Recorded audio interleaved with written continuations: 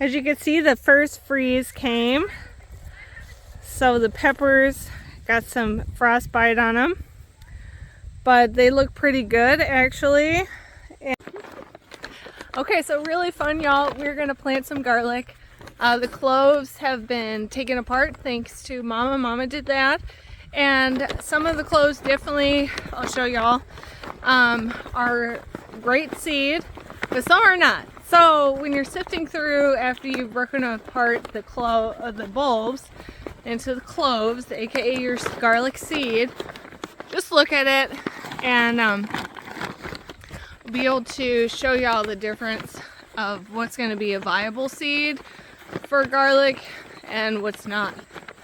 But today the whole family is out, and so we're going to do a little tutorial for them, and they're going to seed the garlic. Last year I planted the garlic, and y'all can watch that video, and we had great success.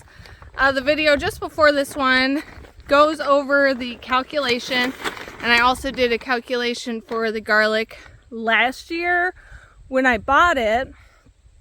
And so anyways, if y'all want to watch those videos are linked down below. All right, let's bag it. Was it hard breaking all these apart, Mama? Not really. Okay, so I drew up a really short little diagram. The bed is about 3 feet by 40 feet, a little bit more than 3 feet, but 6 inches by 6 inches, we're going to plant the garlic. So separated out, got the little bulbs and kept the shell on. We're going to seed two cloves deep. 1, 2, and then that's the seed. So we've got chestnut red music in Armenian, and this is what we saved from last year. This is what we seeded last year. Grew enough to eat and for seed. So we've got quite a bit. Not much of the music in there. We think we kind of messed up on, we had flags last year and labeled everything. It washed off the labels. So this year we're going to use wooden tags and marker for the stakes for each of the varieties of garlic. And these are the wooden stakes, just shims, because they were cheaper than the stakes. This pack was a little less than $3 at Menards, which is a hardware store like Home Depot and Lowe's around here. And the stakes, if I bought those that were actually garden stakes, were over $3 a piece. So I was like, well, whatever, we can marker on this wood shim what kind of garlic is planted where, so we can keep track of that. And coming out here to the garden, let's see, I just want to show y'all what has happened with a lot of the things that I seeded. And I did a video on late seeding, direct seeding. So here is what's happening in the garden here with what I seeded. Okay, so this was the broccoli, the Bellstar broccoli that I seeded. And these are the carrots. These are Napoli carrots. And you can see the carrots are doing awesome. The broccoli is struggling. And we actually should have thinned this. I have not been out here, but too many broccolis are competing against one another. So thinning is you just take out, and we could actually plant this little. Now what did not come up, and I'm very surprised, and I don't know why, it could be that the seed is possibly old, But I did seed some lettuce in here, and that has just not come up at all. So the lettuce seed that I got was from a conference that I went to, a farm conference that I went to, and they were free seeds, and they said at the conference that they were old. So I don't know how old they were. So that definitely could be a factor of why those didn't come up, because truly I have no idea why the seed would not come up at all. And then radishes, these radishes did come up, and Mama harvested all of those. So you can see a radish here still coming, and a radish there still coming. But she did harvest all of these radishes, and they did come up. So what we figured, though, in the late planting, the broccoli and the carrots were a hit or miss because of, I didn't know when it was going to get cold. Now, this past week, they did have a freeze down here. It was the first freeze of the season. So it could be that this broccoli is not going to do anything. They did not cover the broccoli or the carrots or anything. The carrots, I'm pretty sure those, I don't have any doubts that the carrots are still going to be coming up and harvestable. And when I thought it could be, if everything went well with the weather, 60 days from seed to harvest, both of those, the carrots and the broccoli, would be end of this month, which is October. We're zone 5A, and so it would be, Halloween harvestable for the broccoli and the carrots. But the broccoli is not going to do that. As you can tell, it's way too small, and so it would need, at least another 6 weeks, I would say. This is so small, and with it getting colder and shorter days, so we'll see. But I don't believe we're going to get any more broccoli, but the carrots will definitely be coming up. Anyway, so this is the bed we're going to be planting the garlic, and we're just going to take from this bed was the garlic last year.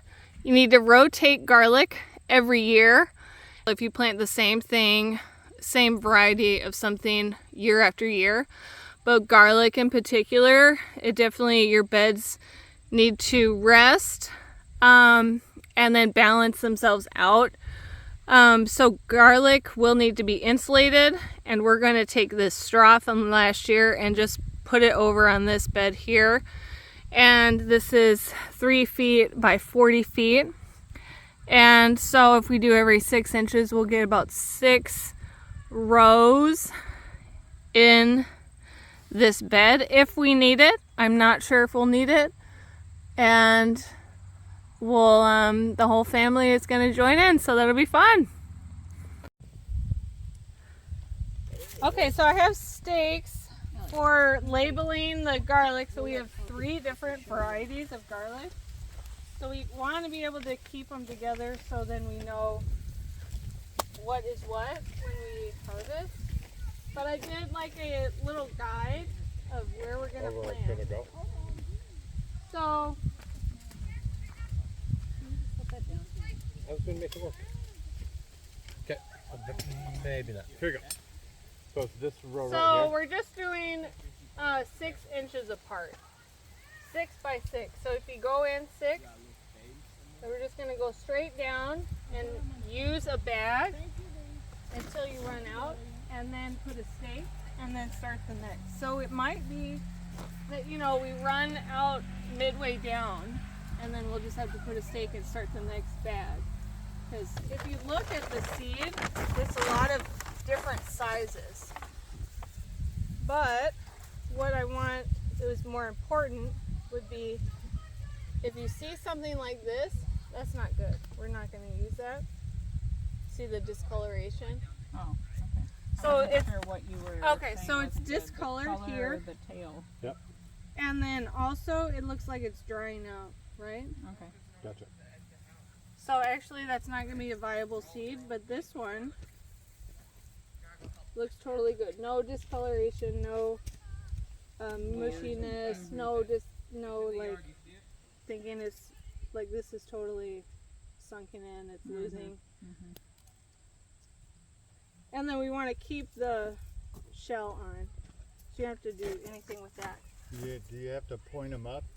with And that? then, yeah, if we have a part spade, down? where's the spade at? They're all right here. Here we go. All right. So everyone can do this all at once, right? We can all be in a row is what I was thinking. And you can just dig a little bit like this. Basically, you want 2 cloves in the ground. So you go 1, 2, and that's how deep you want it. Right? And then you just cover it up. How And then close about together? 6, and then 6 about inches. 6 inches over, you do the next one. Here you And this is the bottom base, and the skinny part is the top. Yeah. That's a foot.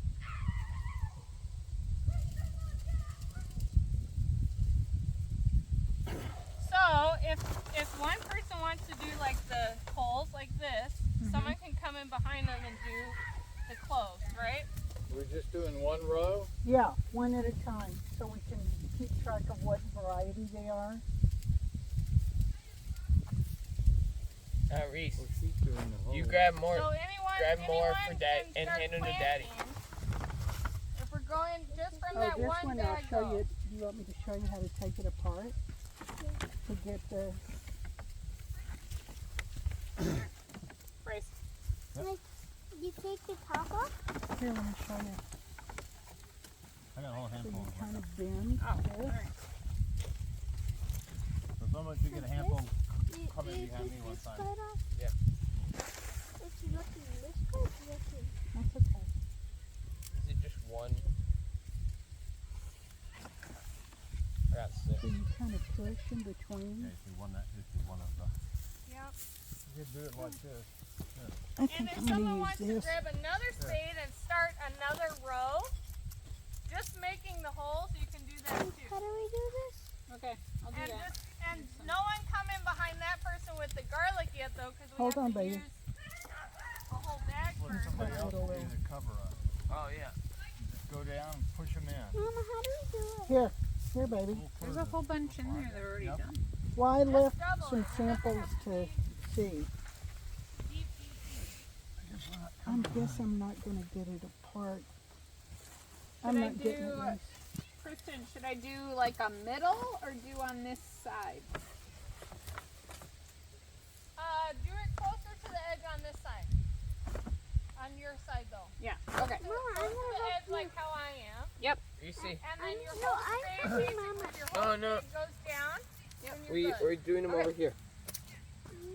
But Mama, help me. Yeah, but we're only doing one side at Yeah, a time. we're not planting here yet. I'm just making the holes. If you want to plant, go down by Aunt Kristen.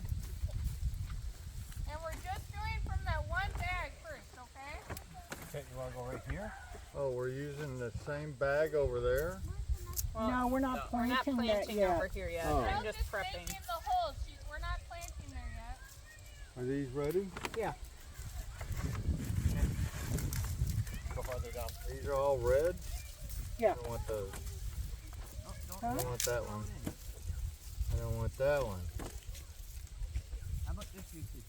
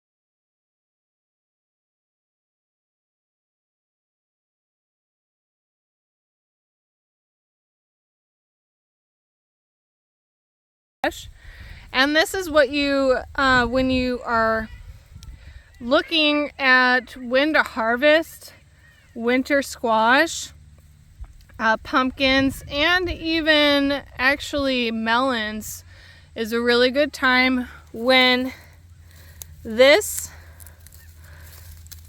vine has darkened and you know that the crop, the fruit, is not getting any more nutrients because the vine is no longer providing that nutrients to the fruit. And how I just broke that stem, that's what you want. You don't want it to be something hard to break. That means you're harvesting it too soon. And that's also what you want to do is, see, this is still green. This is actually, could be still getting nutrients from this vine. Same with this one. So I'm moving over and I'm looking for, this vine here is going to be easy to break off. And you want to break at the stem and not at the base here, because you could make a hole into your squash or watermelon or pumpkin, whatever you're harvesting. If you're breaking it off at the stem, you're not going to puncture the fruit part, and you don't want to do that because you will totally ruin it. It won't be something that will last a long time. It'll go rotten, it'll go bad really fast if there's air getting in here. So we're going to be harvesting all of this awesome spaghetti squash. It's my favorite squash. Cut, that's right. This is, she said, the goji berry. These are healed. Yeah, here, so look, Reese. If it's green, don't break it apart. But if it's brown, Yeah, find that's one- not let's quite find- brown. let's find one That that's one's brown. still a little yellow. Let's keep going. That one's green. Here's Here's Theodore. one. That's green. Nope, So that's let's green. get that one. Ones that have brown skin. Keep going. They're still green. They're still Oh, growing. here, I'm just showing you really quick. And then I'll show you where it's at. Where's this one? What's this one like? That one's